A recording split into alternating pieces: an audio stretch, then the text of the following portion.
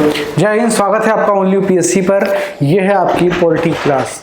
इससे पहली वाली जो क्लास हुई थी उसमें आपने लोकसभा के उपाध्यक्ष के पद को समझ लिया था, ठीक है। अब ये जो दोनों पद हैं समाप्ति की ओर हैं, बस एक थोड़ा सा कॉन्सेप्ट में बचा हुआ है, उसको समझ लेते हैं। तो सबसे पहले ये बात करेंगे कि अध्यक्ष और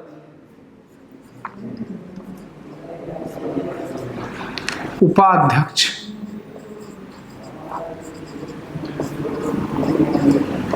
के पद का संवैधानिक विकास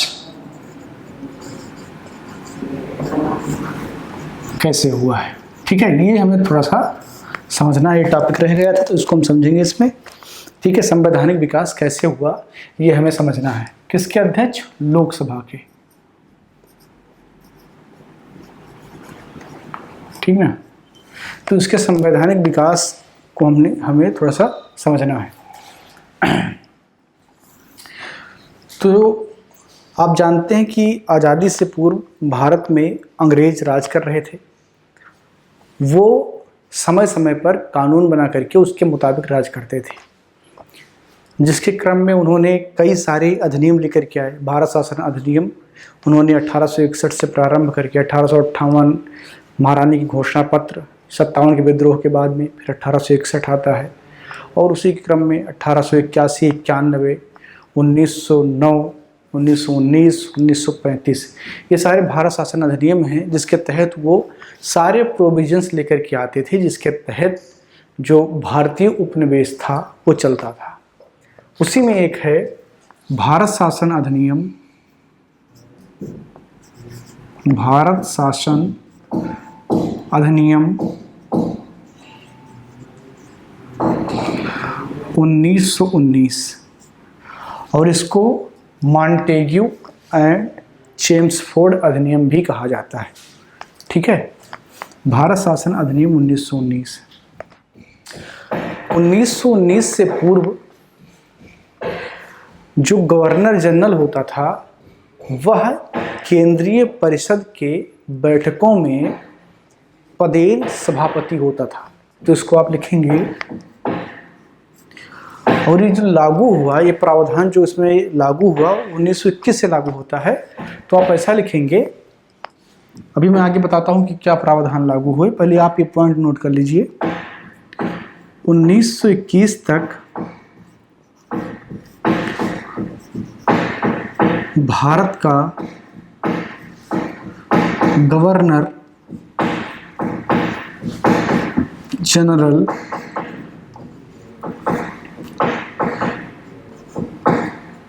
केंद्रीय विधान परिषद का, केंद्रीय विधान परिषद के बैठकों में सभापति होता था।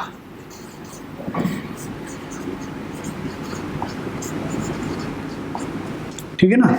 कौन था? जैसे उस वक्त जो गवर्नर जनरल था, वर्तमान में अगर आप कहें तो आप राष्ट्रपति को कह सकते हैं, या जो है किसी बड़े पद पर जैसे उपराष्ट्रपति हैं उनको आप कह सकते हैं। गवर्नर जनरल उस वक्त ऐसे पद पर कार्य करता था। 1919 में नया क्या जोड़ा गया, इसमें जो नया प्रावधान आया वो ये आया कि इसके लिए 2 पद बनाए गए, एक प्रेसिडेंट का पद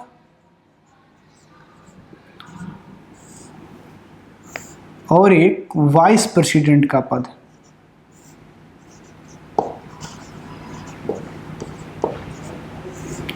एक प्रेसिडेंट का पद बनाया गया, एक वाइस प्रेसिडेंट का पद बनाया गया, जिस पर गवर्नर जनरल बैठते थे, ठीक है।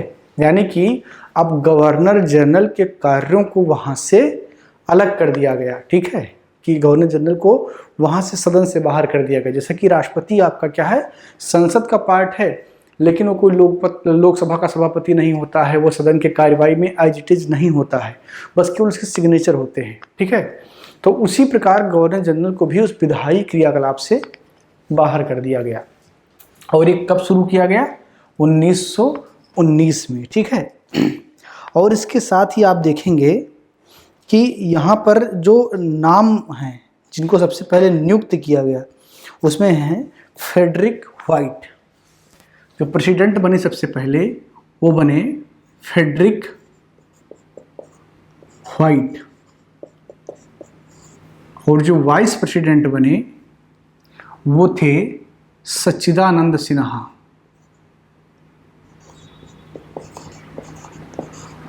सच्चिदानंद सिन्हा, ठीक है। तो सबसे पहले अध्यक्ष और उपाध्यक्ष जैसा कॉन्सेप्ट कब आया? तो 1919 के अधिनियम में आया, भारत शासन अधिनियम 1919 में आया, जो कि 1921 में लागू हुआ। कब लागू हुआ? 1921 में लागू हुआ। और पद का जो नाम है वो प्रेसिडेंट और वाइस प्रेसिडेंट रखा गया।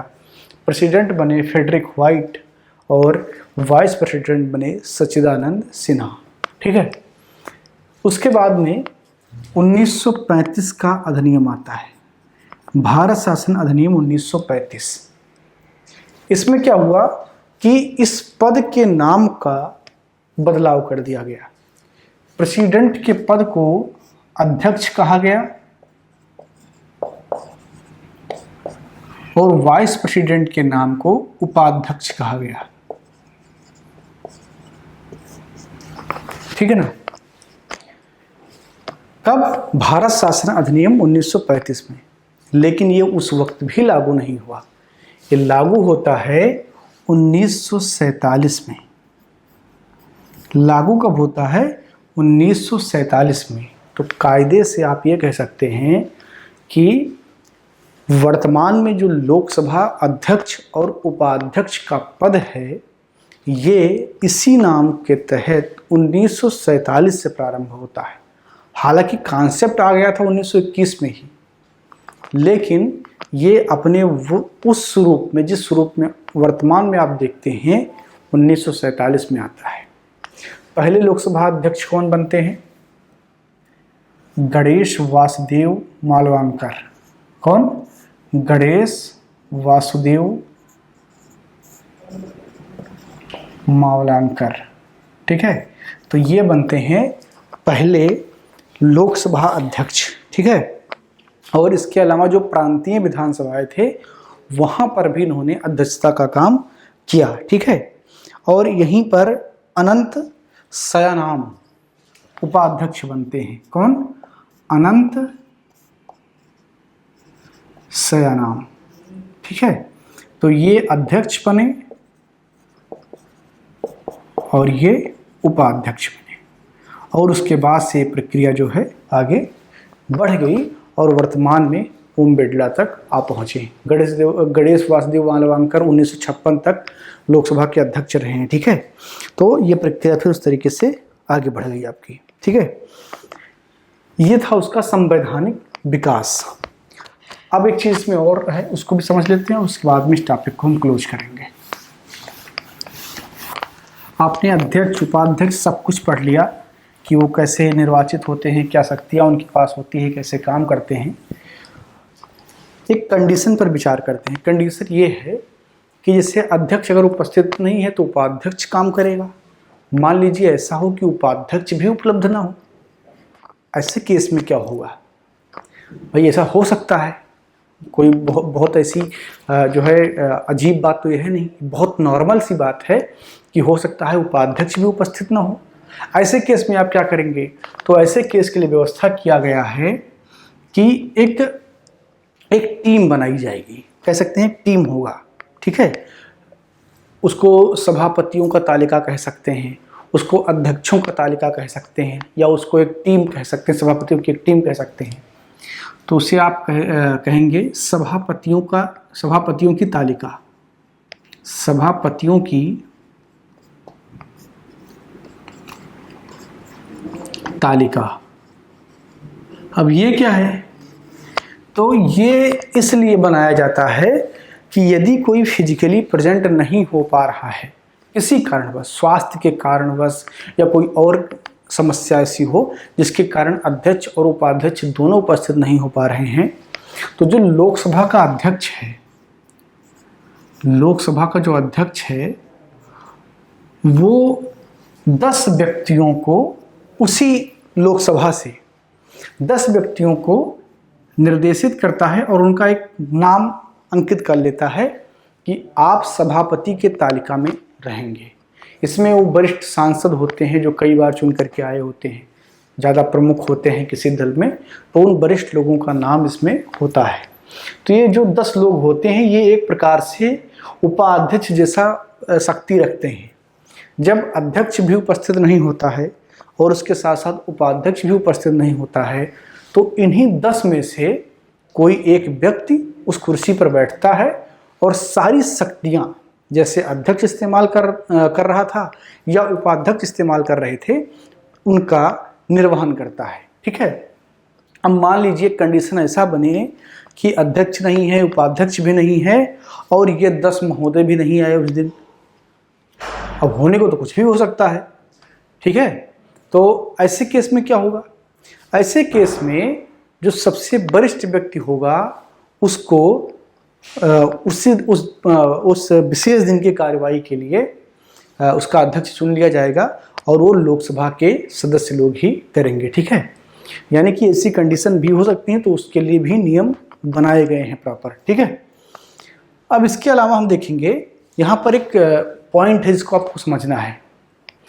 यहाँ पर पॉइंट ये है कि मान लीजिए कि लोकसभा अध्यक्ष और उपाध्यक्ष के पद खाली हैं, नहीं आए, इसका मतलब पद रिक्त नहीं होता है। नहीं आने का मतलब कि वो अनुपस्थित हैं। अध्यक्ष है, उपाध्यक्ष है, लेकिन वो उपस्थित नहीं है। और रिक्त होना कि पद ही नहीं है, यानी कि कोई व्यक्ति अभी उस पर उसका चुनाव नहीं हुआ, निर्वाचित नहीं हुआ है, वो पद रिक्तता होती है। तो पद रिक्तता के केस में इनमें से कोई अध्यक्ष के पद का कार्य नहीं कर सकता है। ये आपको ध्यान रखना है। ये कब कार्य कर सकते हैं? जब पद रिक्त नहीं है। ऐसी स्थिति है कि वो जो पदाधारी हैं वो उपस्थित नहीं हो पाए हैं, वो अनुपस्थित हैं, तब ये 10 में से कोई काम कर सकता है या उसके अलावा कोई काम कर सकता है। लेकिन यदि पद रिक्त हैं तो ये लोग अध्यक्ष या उपाध्यक्ष का काम नहीं कर सकते हैं। ठीक है।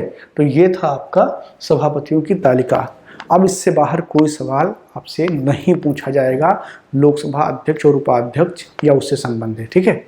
चलिए अगली क्लास में हम बात करेंगे राज्यसभा के सभापति की और उसके बाद में उपसभापति की। इस क्लास में इतना है। क्लास को लाइक कीजिए, शेयर कीजिए, अपने राय, अपने सवाल को कमेंट बॉक्स में छोड़ दीजिए। बहुत बहुत धन्यवाद।